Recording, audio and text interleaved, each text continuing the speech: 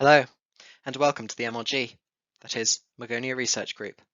This channel is devoted to exploring unexplained mysteries in all their forms: ghosts and spirits, UFOs and aliens, and mysterious animals or monsters. As you can probably tell, I've just gotten a new microphone, which should mean that I am now able to make more and better quality videos without it sounding like I'm trying to record through a brass instrument or something. Expect quite a frequent rate of upload, because I'm locked down in the UK and, quite frankly, I need something to keep me from the depths of utter despair.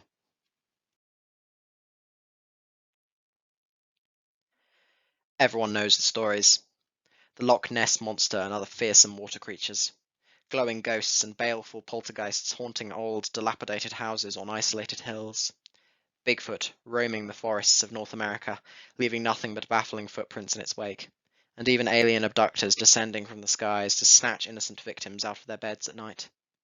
However, today we are not going to be talking about any of these topics. Instead, we're discussing those reports which are so bizarre that they defy categorization. The human experience is infinitely varied and diverse, and the things people have claimed to see over the years can truly stretch a person's imagination to the very limits.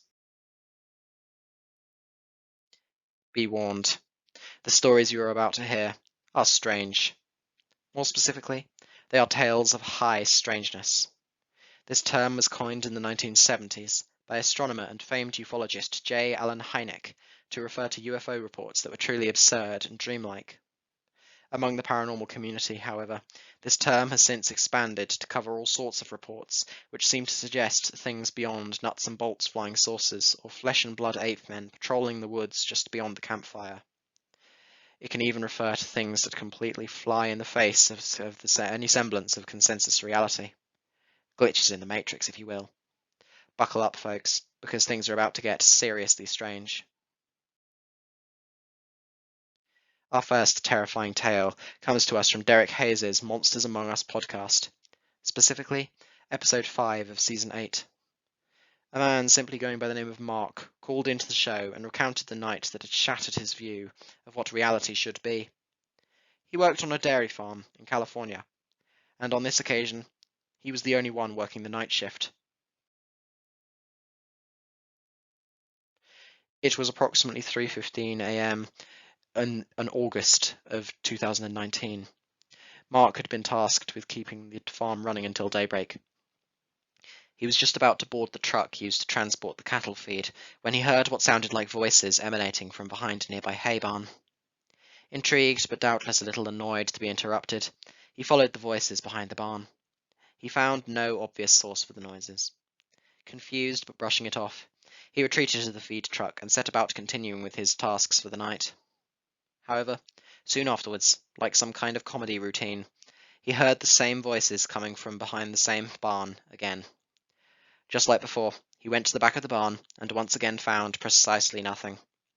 Perhaps realizing that the voices were simply going to continue messing with him, he clambered up into the feed truck and waited for the meddlesome intruders to start chattering again, whereupon he would turn on the headlights and catch the intruders in the act.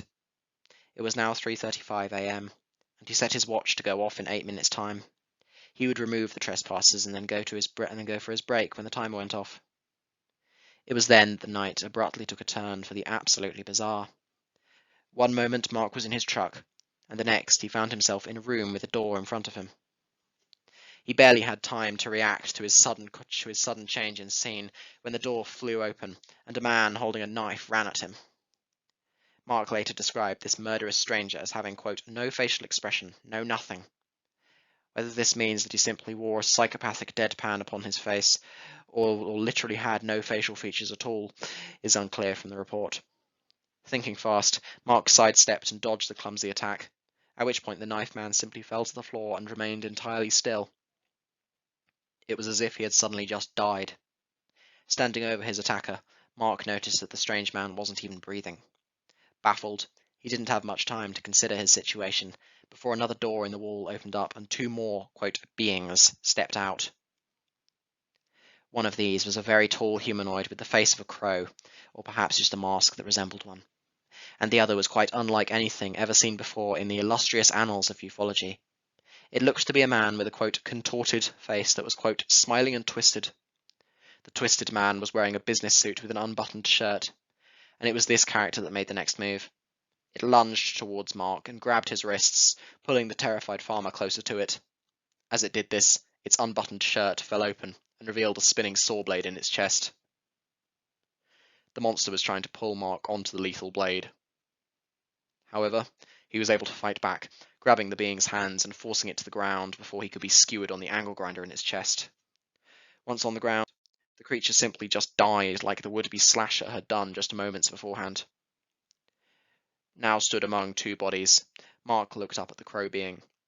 The avian enigma said nothing, simply turning and walking back through the door from whence it had come. As the being closed the door behind it, Mark suddenly found himself back in the feed truck. Covered with sweat, Mark looked down and saw that he now had handprints on his wrists which were, quote, extremely hot. There was no heater in the truck, and so his elevated temperature made no sense to him. Terrified and disoriented, he left the truck and ran back to the dairy, feeling as if something was breathing down his neck the entire time. When he got back to the dairy, he realized with what was presumably a distinct sinking feeling that only 5 minutes had elapsed. He had set his timer for 8 minutes, and there were still 3 left. He would eventually conclude that he had had an altercation with, quote, demonic forces. It is interesting, and frightening, to think about what would have happened if Mark had failed to fight off the 2 unearthly attackers. He would presumably just be another missing person, vanished under unknowable circumstances.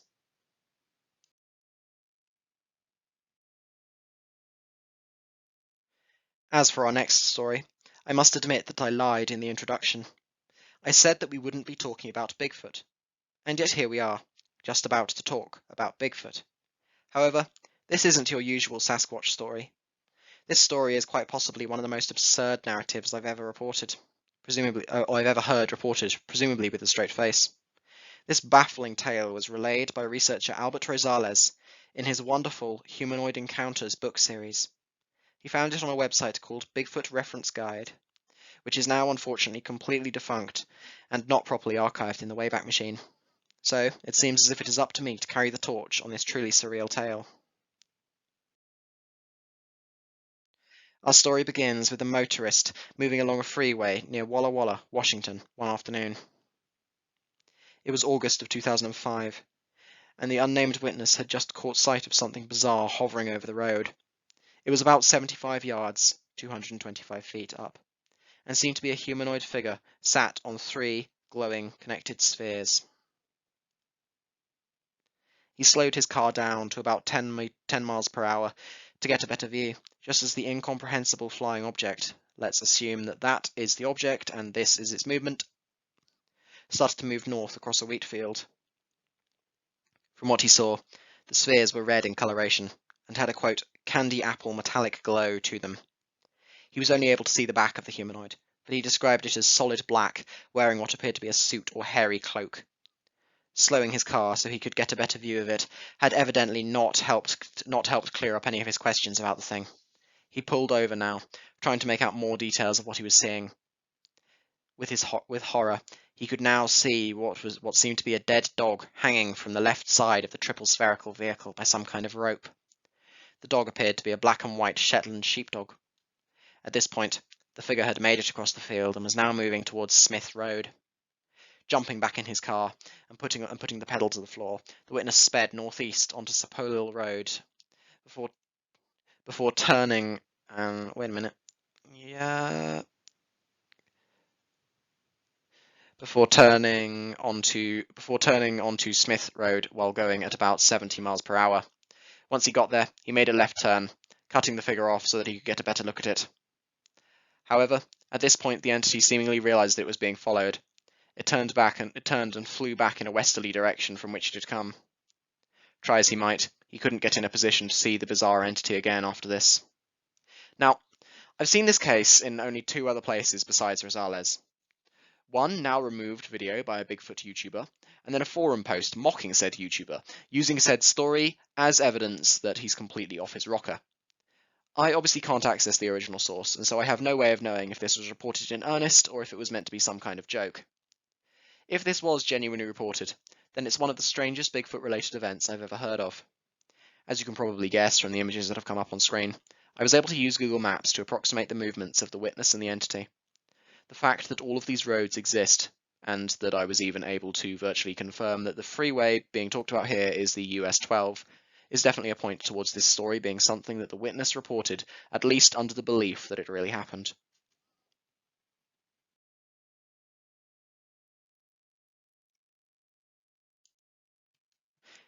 Our third and final story for today is the one that takes the cake, in my opinion.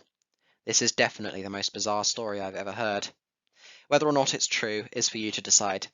As far as I know, it was reported in complete earnesty, whereupon it was posted on the Mysterious Universe website by a skilled collector of odd stories by the name of Brent Swanser. Funnily enough, Brent also later reported on the first story in this video, after he found it on one of my blog posts. It's a small world. So, let us now go to Australia, where we shall find a man known as Michael, driving from the Australian Capital Territory to New South Wales. This route took him along a series of roads, cutting through rugged wilderness, alternating between thick forests and desolate plains. It should have taken him to his intended destination in about 2 or 3 hours. As he was driving, however, he started to get the feeling that he had been going for far longer than just 3 hours. He decided to stop the car and have some rest, taking some time to look around. It was a clear, mild night, and the outback territory was quite beautiful. However, things would soon take a baffling turn. Michael looked up at the moon and was puzzled. It seemed to be far lower and much brighter than it would normally have been. Intrigued, but not yet frightened, Michael decided to seek out an open field from which he could get a better view of the amazing moon. He pushed his way through the underbrush and eventually came to a wide field that seemed to have been recently ploughed. He looked up at the moon and was stunned to realize that he wasn't looking at the moon at all, but rather at a dazzlingly bright spotlight. He put his hands up to his eyes to shield himself from the blinding light, but was then suddenly plunged into pitch darkness when the spotlight suddenly turned off. He stood there, dumbfounded for a few moments, before another spotlight turned itself on, coming from a different direction this time. Caught in the beam of the brilliant light, Michael could now see what he took to be a scarecrow. This figure was seemingly moving, perhaps of its own accord, or perhaps from the wind. Now starting to feel the fear that would later evolve into full-blown panic, Michael rushed back to his car and turned on the engine. However, just before leaving, he decided to take one more look back at where the spotlight had been, only to find that there was now no discernible source of light present, despite the fact that the field was now entirely bathed in brilliance. Even stranger, there was now no sign of the trees or the underbrush that he had needed to trek through in order to reach the field. It was all there, out in the open and in full view. Michael looked on in abject confusion and growing terror, the all-encompassing light starting to shrink until it was just a bright beam focused on a man stood in the center of the field. This man was holding a gun, and every time Michael moved, the stranger gradually moved the gun upwards until it was pointed at his own head. It looked as if he was planning to shoot himself. Paralyzed with fear and confusion, and not wanting to prompt the strange man to take his own life, Michael froze in place. The pair stood there in a standoff for a while, until Michael started to grow exhausted. His hands and legs started to shake, and this movement prompted the man to move the gun up further. The man started to cry, and despite the distance between him and Michael, the latter was able to notice what appeared to be cuts all over his body, but none of them were bleeding. Sobbing, the bizarre man raised his other hand and pointed outwards towards his left, screaming, "There!" before the gun went off, and Michael threw his hands up over his eyes so he didn't have to see what had just happened.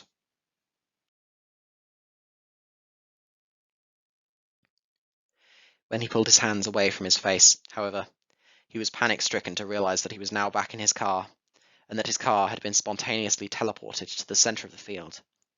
There was no sign of the suicidal spectre. Hysterical and confused, Michael promptly drove out of the field and continued on his way, trying his best to put what had just happened behind him, quite literally. However, a few days later, Michael grew unbearably curious about what had happened in the field that night. Perhaps unwisely, he decided to return there during daylight hours. He was able to find the field in question, but it was now once again surrounded by forest. Trekking once more through the underbrush, he arrived at where the stranger had been stood, and took a look out to where the man had been pointing. As he stared out into the distance, he caught sight of what seemed to be a house. Through one of the windows of this faraway dwelling, He was able to see the shape of a man. This man seemed to be upside down. Hot panic at the sheer unreality of what he was seeing once again rose in his chest as Michael jumped into his car and drove home as fast as he could. He would never take that route again. Confused? So am I. I will contact Brent Swanser and ask where he found this bizarre story, and then I shall make an update video. But for now, I think it's time for me to go. Sleep tight, and try not to think too hard about the nature of reality. Thanks for watching. Come back next time for a video that I promise will be a little less disturbing.